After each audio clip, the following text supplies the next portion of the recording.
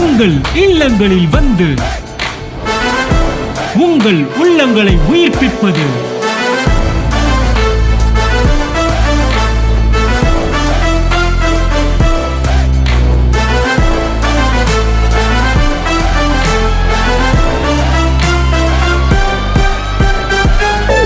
உங்கள் channel DJ Jemimah Bethaniapuram மதுரையில் தான். ஸோ மேரேஜ் வந்து எங்களுக்கு 2021 செப்டம்பரில் ஆச்சு மேரேஜ் எங்களுக்கு. ஸோ 1.5 இயர்ஸ் வந்து குழந்தை இல்லை எங்களுக்கு 2 பேருக்கும். ஸோ அந்த டைமில் வந்து ஸோ எல்லாம் சுற்றி இருக்கிறவங்க வந்து எல்லாம் கேட்க ஆரம்பித்தாங்க.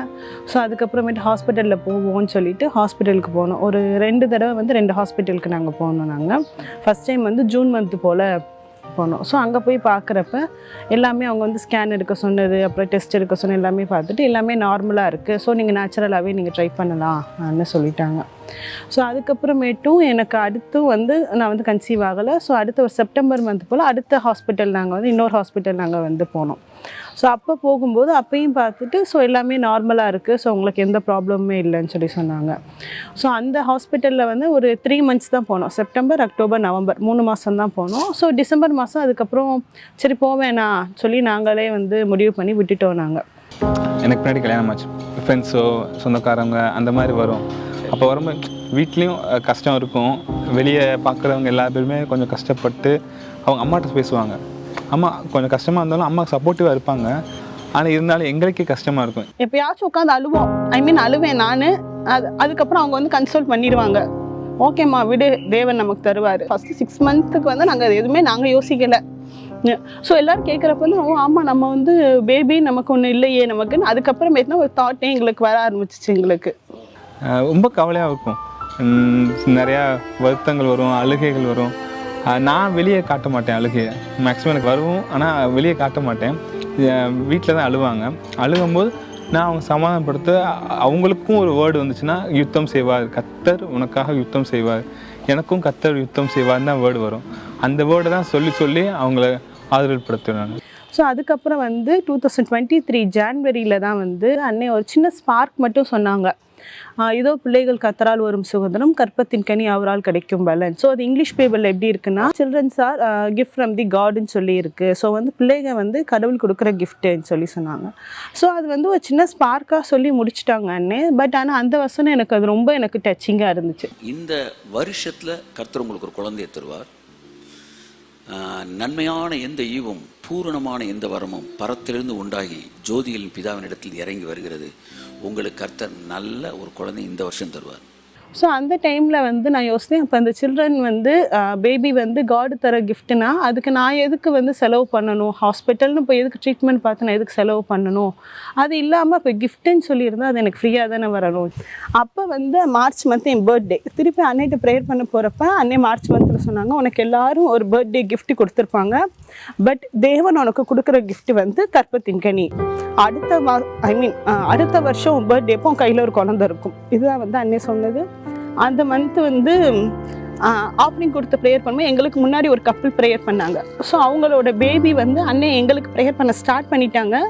அந்த பேபி வந்து திருப்பி போன பேபி திருப்பி வந்துச்சு. வந்து அண்ணனையும் இவங்களையும் கூப்பிட்டு பாய் சொல்லிட்டு போச்சு. அப்போ பாய் சொல்லி அது நார்மலாக பாய் சொல்லி முடிச்சாச்சு. அன்னை ப்ரேயர் முடித்த பிறகு சொன்னாங்க, இது வந்து ஒரு ப்ரொஃபட்டிக் ஆக்ஷன்ப்பா, அடுத்த வருஷம் ஏப்ரல் மாதம் பாரு உன் கையில் ஒரு குழந்தை இருக்கும் சொல்லி இவங்ககிட்ட அன்னை சொன்னாங்க. அது நடந்துச்சு. ஸோ அதுக்கப்புறமேட்டு ஹாஸ்பிட்டலே போகலை, நாங்கள் ஃபுல்லாகவே நாங்கள் போகலை. ஸோ மே மந்த்து நாங்கள் வந்து செக் பண்ணி பார்க்கும்போது எங்களுக்கு வந்து பாசிட்டிவ்னு ரிசல்ட் வந்துச்சு. அது கரெக்டாக அந்த 1 மந்த்து அந்த டைம் ரொம்ப ஹாப்பியாக இருந்துச்சு. அதை அந்த கடைசி நைட்டில் தான் நாங்கள் அதை பார்த்தோம். அந்த பார்க்கும்போது நைட்டில் 3 மணிக்கு 3:30க்கு பார்த்தோம் நாங்கள். அந்த சமயம் ரொம்ப ஆச்சரியமாக இருந்துச்சு. நைட்டில் பார்த்தோம் நாங்கள். ரொம்ப 3 மணிக்கு தான் ஏர்லி மார்னிங் நாங்கள் பார்க்குறோம். ரொம்ப ஆச்சரியமாக இருந்துச்சு. அந்த ஃபுல்லாக தூங்கவே இல்லை. அப்படியே அதிர்ஷ்டம் சந்தோஷமாக இருந்துச்சு எங்களுக்கு. அதுக்கப்புறம் எங்களுக்கு ரொம்ப ஹாப்பி. ஸோ அது வந்து எல்லாருமே வந்து அந்த வந்து ப்ரெக்னன்சி டைமில் எல்லாருமே சொல்லுவாங்க, இது வந்து இந்த ஜெண்டராக இருக்கும், பையன் பொண்ணு எல்லாருமே சொல்லுவாங்க. பிறந்தது எங்களுக்கு வந்து பெண் குழந்தை. ஸோ அதுக்கப்புறம் நாங்கள் யோசித்த பிறகு தான் சொன்னோம், அந்த ஏப்ரல் மந்த் அன்னி சொன்னாங்க, இது மாதிரி ஒரு குழந்தை அவங்க கூட நிற்கும் நான் சொன்னது. ஸோ அங்கே வந்தது அது வந்து கேர்ள் பேபி தான் வந்துருந்துச்சு. இப்போ வந்து நாங்கள் ரொம்ப ஹாப்பியாக இருக்கோம். அந்த அந்த அந்த ஆஸ்பத்திரியில் அன்னைக்கு இருந்த ரொம்ப ஜிம்மி வழியிலையும் துடிச்சுட்டு இருந்தாங்க. அந்த சமயம் எனக்கே ஒரு மாதிரி சாப்பிடவும் தோணலை, ரொம்ப பதட்டமாகவே இருந்துச்சு. அந்த கடைசி அந்த குழந்தை பிறக்கிற வரைக்குமே எனக்கே ஒரு மாதிரி இருந்துச்சு. யார்ட்டையும் பேசவும் இல்லை, அமைதியாக அங்கிட்டு இங்கிட்டு போய்கிட்டே கிடந்தேன்.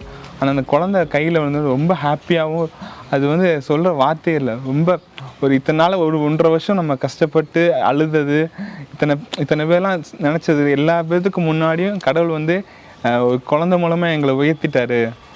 அதுதான் எனக்கு ரொம்ப சந்தோஷமாக இருந்துச்சு எனக்கு. ஸோ அந்த பேபியை பார்த்த பிறகு தேவன் அந்த ஒரு 10 months கிட்ட சொன்ன எல்லா ப்ராஃபஸியுமே வந்து எனக்கு நிறைவேறி அது வந்து என் குழந்தைய என் கையில் இருந்துச்சு. நான் ஆஃபீஸ் விட்டு வந்தோடனே அங்கே போய் அந்த குழந்தைய தூக்கும்போது அதை அப்படியே பார்க்கும்போது எனக்கே ஆச்சரியமாக இருக்கும். சார் 1.5 வருஷம் நம்ம இருந்தோம், கஷ்டத்தில் இருந்தோம். ஒவ்வொரு வருஷம் நாங்கள் இதே போன வருஷம் எப்படி இருந்தோம், அது அப்போ எவ்வளோ அழுதுட்டு இருந்தோம், எவ்வளோ சண்டை போட்டோம். ஆனால் இந்த சமயத்தில் இந்த கையில் ஒரு குழந்தை இருக்க ரொம்ப ஹாப்பியாக இருந்துச்சு எங்களுக்கு. அந்த இதெல்லாம் கடவுள் எவ்வளோ நம்மளை உயர்த்தியிருக்காரு, எந்த கஷ்டமும் இல்லாமல் கடவுள் நம்மளை இவ்வளோ தூரம் கொண்டு வந்த கடவுள் இன்னும் உயர்த்துவார்னு எனக்கு தோணுச்சு. ஸோ நான் அழுதுருக்கேன், அந்த அழுகைக்கெல்லாம் இப்போ ஒரு சந்தோஷமாக எங்களுக்கு ஒரு குழந்தையை கொடுத்துருக்காருன்னா தேவன் சொன்ன வார்த்தையை மட்டும் பிடிச்சிக்கோங்க.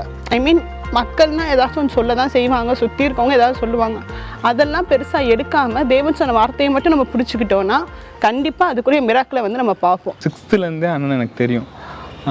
அப்போ இருந்தே நான் அண்ணனோட வளர்ச்சியும் பார்க்குறேன், அண்ணன் என்னையும் பார்க்குறாங்க, இவன் எப்படி வளர்றான் அப்படின்னு பார்க்குறாங்க. என்னை ஒவ்வொரு விஷயத்தையும் பேசும்போதும் அண்ணன் எனக்கு இப்படி பேசக்கூடாது, அப்படி பேசணும், இப்படி நடந்துக்கூடாது, அப்படி நடந்துக்கணும், அந்த வார்த்தை மூலமாகவும் சொல்கிறாங்க அண்ணன். அது இந்த விஷயத்துலையும் எனக்கு அண்ணன் ஜெபம் மூலமாக என்னை ரொம்ப கைட் பண்ணாங்க.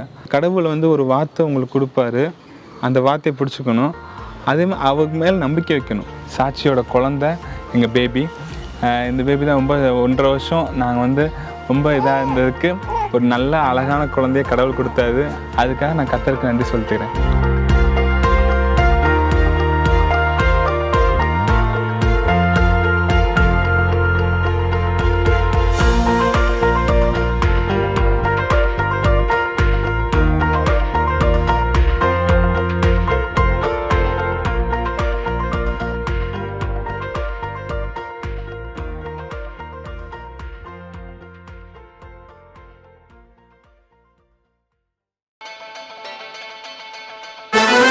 உங்கள் இல்லங்களில் வந்து உங்கள் உள்ளங்களை உயிர்ப்பிப்பது